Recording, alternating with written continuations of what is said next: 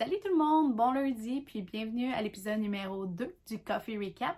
Et en fait, le concept du Coffee Recap, c'est très simple, c'est que je vous reparle de la dernière semaine, donc je vous partage opinions, idées, pensées sur comment ça s'est déroulé et aussi comment j'entrevois la suite de ma semaine. Et on parle d'un sujet du jour plus un outil PNL que je vous partage aussi à la fin de l'épisode. Donc, si vous voulez aller directement à l'outil, j'ai toujours en fait dans la boîte plus bas, là, vous avez accès au moment où est-ce que je commence à parler de l'outil. Donc, vous pouvez fast forward juste à ce moment-là. C'est ça. Donc, aujourd'hui, j'espère que vous allez bien. Je voulais vous parler aujourd'hui, le sujet du jour en fait, c'est ego et âme. Parce que je me suis intéressée récemment un peu plus à venir rater qu'est-ce que c'est l'ego, qu'est-ce que c'est l'âme. Personnellement, je désire me connecter un petit peu plus côté spirituel, c'est ça, connecter un peu plus mon côté spirituel, mon énergie féminine pour pouvoir créer et que ce soit vraiment authentique à moi, que les actions que je pose soient vraiment en accord avec mes valeurs et ma mission et vraiment venir me questionner à propos de ça. Je dirais que souvent, je suis dans une énergie qui est plus masculine, ça veut dire dans le faire, dans le planifier, dans l'organisation, dans la mise en action. J'ai une facilité à me mettre en action. Par contre, des fois, sans nécessairement me poser la question comme dans quel but est-ce que je fais ces actions-là. Dans le fond, c'est comme si je le ferais sans nécessairement penser qu'est-ce que ça m'apporterait concrètement à moi. Comment est-ce que ça peut justement me... Comment on dit ça en français? J'ai le mot en anglais qui est fulfilled. Qui peut me combler, ouais, je pense que je pourrais dire ça, qui pourrait vraiment me combler personnellement, mais que des fois, je pose action pour poser action, ce qui n'est pas toujours le best, j'en suis de plus en plus consciente, c'est quelque chose que je veux être encore plus consciente et agir là-dessus dans le sens que je veux pouvoir me remettre en question lorsque ça arrive et me poser les bonnes questions. J'ai en effet également fait du journaling là-dessus, puis j'ai développé quelques questions clés qui pour moi m'aident à vraiment me recentrer, me réaligner vers ce que je veux vraiment. Donc, je me pose toujours la question quand j'arrive pour faire une certaine action, que ce soit de publier comme ça des vidéos, que ce soit pour faire des stories sur Instagram ou même publier des articles sur Instagram, sur Facebook, sur mes autres plateformes. Surtout quand je suis sur les réseaux sociaux, je dirais, je me pose toujours la question dans quel but est-ce que je veux faire ça? C'est quoi mon intention derrière ça? Est-ce que c'est aligné avec mes valeurs? Est-ce que c'est authentique à qui je suis? Puis, est-ce que ça provient de l'ego ou de l'âme? J'ai rajouté ça parce que je suis tombée sur cette lecture-ci qui est... Dans le fond, j'avais déjà entendu parler, j'avais déjà acheté ce livre-là. Je pense que ça l'été passé, comme en juillet ou en août. Je l'avais pas encore commencé, c'est vraiment mon genre. J'achète un livre parce que j'ai le feeling qu'il va être intéressant, mais je le commence quand le moment est vraiment propice. On va dire ça comme ça, quand je ressens l'appel de le faire. Et le livre en question, c'est The Hero's Journey, celui-là ici, de Stephen Gilligan et Robert Dilts. Donc, ces deux personnes-là sont très connues dans le monde de la PNL, puis aussi dans le monde de l'hypnose. C'est vraiment des grandes références. Et ils ont fait ce livre-là qui parle de Hero's Journey. Donc, dans le fond, comme vous pouvez voir, là, je ne suis pas rendue très loin, là, je suis vraiment dans les débuts. Mais ce que j'ai aimé, c'est qu'il parle justement de la mission de l'âme qui décide de s'incarner dans ce corps humain ici et d'accomplir une mission. On a tous une mission différente, donc on a tout un journey. Puis il appelle ça le parcours du héros en soi. Juste parce qu'on a tous une mission, quelque chose à faire sur cette terre, on a toute une blessure à guérir également, puis on a tous un but précis qu'on accomplit, comme on appelle la mission de vie, c'est un peu ça aussi, donc ça fait une référence à la mission de vie. Et je trouvais intéressant en fait de me poser des questions un peu comme ils font dans le livre par rapport à ce que je fais, les actions que je pose à chaque jour. Je sais que c'est quand même profond comme sujet, mais je suis dans ce mood-là en ce moment d'avoir des questionnements un petit peu plus profond sur la question à le travail que je fais, le fait de faire du coaching et là de m'aligner encore plus sur le coaching en ligne. Ça, c'est quelque chose aussi que je vais vous parler un peu plus avant de vous partager mon outil du jour. Mais de vraiment aligner mes actions avec ce que je veux profondément, ça m'aide aussi à me découvrir à travers ça. Donc, c'est vraiment un parcours personnel, un développement personnel sur ma personne. Et ça me permet aussi de me sentir comblée, de me sentir bien avec les actions que je pose, de me sentir bien de me sentir bien également avec les décisions que je prends. Donc, de pas être toujours dans le doute, de pas toujours me remettre en doute. Donc, ça a un lien aussi avec l'ego et l'âme parce que c'est la partie ego qui remet en doute beaucoup. Tandis que l'âme sait où est-ce qu'elle s'en va et c'est ce qu'elle a besoin, ce qu'elle veut pour créer. C'est vraiment l'énergie de base qui est là dès qu'on est et qui reste présente toujours, notre intuition, cette énergie de connexion avec autrui puis avec le monde, tandis que l'ego s'est formé à travers le temps pour nous protéger, bien sûr, mais parfois elle peut reprendre le dessus. C'est la partie qui va, en général, vouloir en fait nous poser certaines barrières pour nous protéger, comme j'ai mentionné, par mesure de sécurité, pour éviter d'être blessés, pour éviter de reproduire des blessures qui nous sont arrivées ou des événements qui nous ont percutés puis qu'on ne veut pas revivre en quelque sorte. Et malheureusement, on va dire l'ego, pas malheureusement, mais c'est un peu son travail en soi. Il n'y a pas de... En fait, on peut pas éliminer l'ego, on peut pas concevoir de pas avoir d'ego non plus, on peut pas être juste un âme. En fait, l'ego, c'est le conscient et l'âme, on pourrait dire ça un peu la partie comme inconsciente, la partie interne. Et l'ego en soi va un peu refléter le gabarit pour permettre à l'âme, cette énergie qu'elle a, de pouvoir être créée. Donc, dans le fond, l'ego va vraiment être le contenant, tandis que l'âme va être le contenu de ce qu'on a. Si ça fait du sens, tout ça.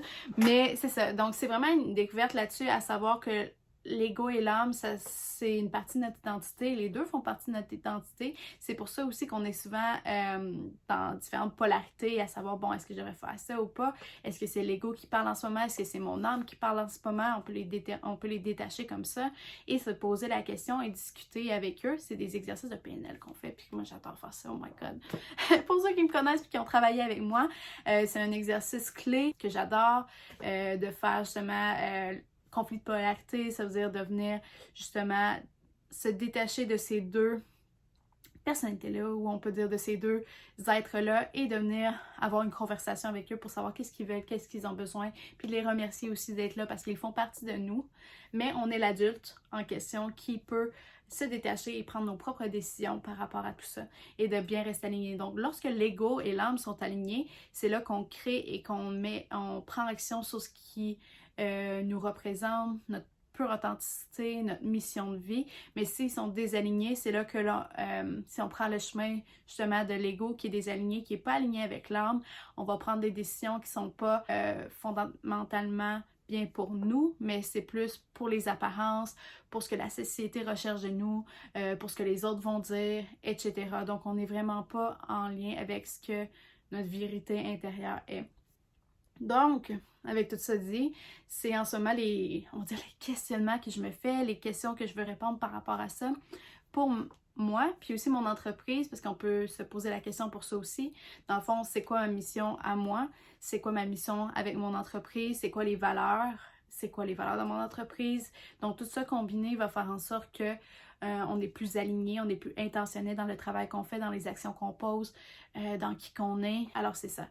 Donc, pour ce faire, si vous voulez faire ce travail-là, vous aussi, j'ai un exercice de PNL à vous proposer sur l'ego et l'âme qui est super intéressant, qui est très simple en fait. C'est de venir se poser des questions et d'y répondre, de faire du journaling là-dessus, de faire une méditation là-dessus peut-être, la manière que vous voulez. La façon ne dérange pas vraiment. Le but, c'est juste de se poser ces questions-là et de se laisser aller avec le plus de réponses qui sort, de laisser monter les réponses en fait et de les mettre sur papier ou de les dire à voix haute, tout ce qu'on préfère en fait. Donc l'exercice en soi qu'on va parler aujourd'hui se nomme Ego et âme. Donc je l'ai mis ici sur mon petit tableau. Je vais vous le dire parce que là on voit pas très bien, mon écriture c'est pas la meilleure, je m'améliore de jour en jour avec cet outil-là, mais c'est ça.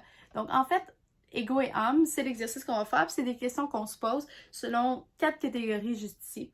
Donc, sous la catégorie Ego, on retrouve 2 sous-catégories, qui est l'ambition et le rôle. Donc ça se retrouve dans le fond dans l'Ego. Et sous l'âme, on a des sous-catégories vision et mission. Donc c'est pour ça qu'on dit la mission de vie, la vision se retrouve sous l'âme, puis l'Ego, c'est l'ambition, le rôle. Mais comme je vous disais tantôt, on a besoin de l'ego. L'ego est nécessaire dans la vie.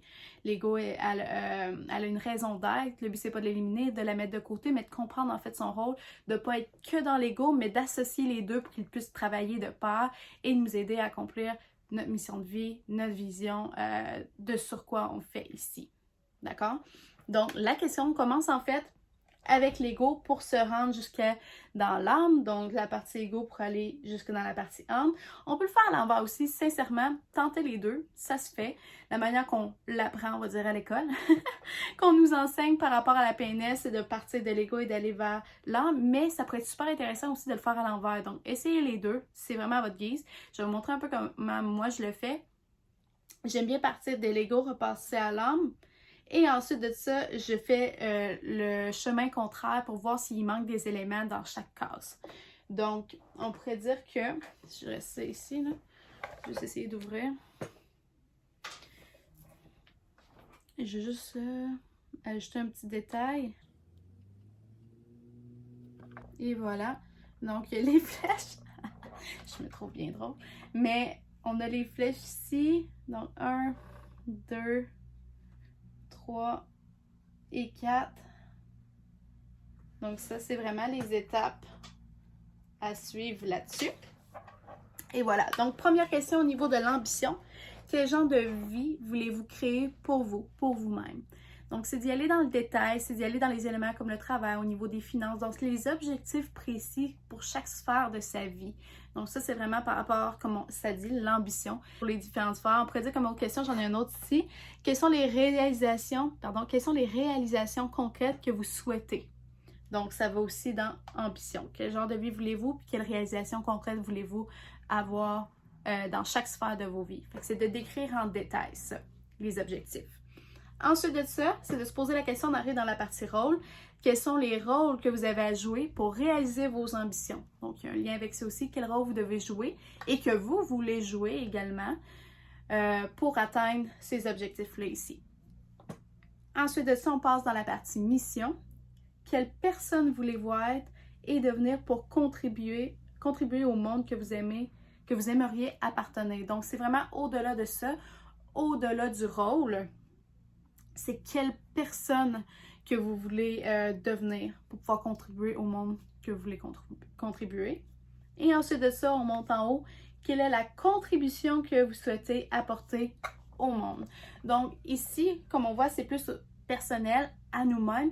Et là, tranquillement, lorsqu'on s'en va vers l'âme, c'est une contribution qui est à un plus haut niveau. Donc la mission.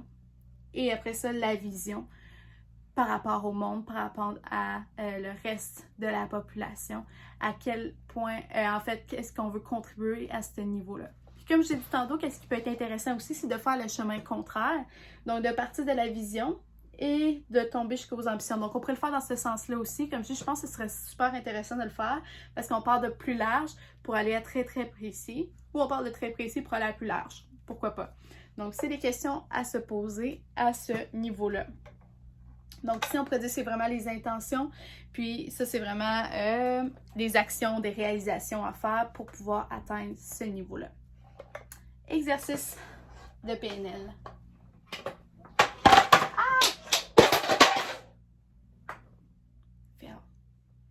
Sur ce, je vous dis une bonne journée. Et en fait, avant de partir, si vous essayez l'exercice, j'aimerais beaucoup avoir de vos nouvelles, j'aimerais savoir comment ça s'est passé pour vous. Donc, vous pouvez m'écrire un commentaire, gênez-vous pas pour m'écrire sur mes autres plateformes aussi, ça sur Instagram à maxinenoel.mindset, ici même sur YouTube dans la base des commentaires et également sur ma chaîne podcast. Si vous écoutez d'autres épisodes, écrivez-moi aussi via ma chaîne podcast, ça va me faire plaisir de vous répondre. Et si vous avez des questions sur le fonctionnement de l'exercice, je suis là pour ça, donc je peux répondre à vos questionnements sur le sujet. Donc c'est cela, donc n'hésitez pas là-dessus. Donc c'est ça ma job aussi en tant que coach, de pouvoir vous aider, vous accompagner, vous guider dans le processus si vous avez des questions. Et c'est aussi mon but de vouloir partager ces connaissances-là, ces outils-là qui sont selon moi ultra intéressants, ultra passionnants, juste parce qu'on peut les utiliser à divers moments, on peut les utiliser quand on en a besoin pour des choses précises et ça nous permet de vraiment sauver du temps sur le type de questionnement qu'on a à faire et nous mettre plus facilement en action sur les choses qu'on veut vraiment faire. Donc c'est ça, on se revoit très bientôt. Si vous avez apprécié la vidéo, n'oubliez pas de mettre un thumbs up et de vous abonner à ma chaîne. Pour ne pas manquer de vidéos, vous avez juste à cliquer sur la petite notification sur la petite cloche. Comme ça, vous n'allez manquer aucune vidéo à peu près. Et on va se voir plus souvent. Donc, prochain épisode à chaque lundi sur le Coffee Recap et petits extras quelques fois durant la semaine. Je vous tiens au courant. Donc sur ce, bonne journée!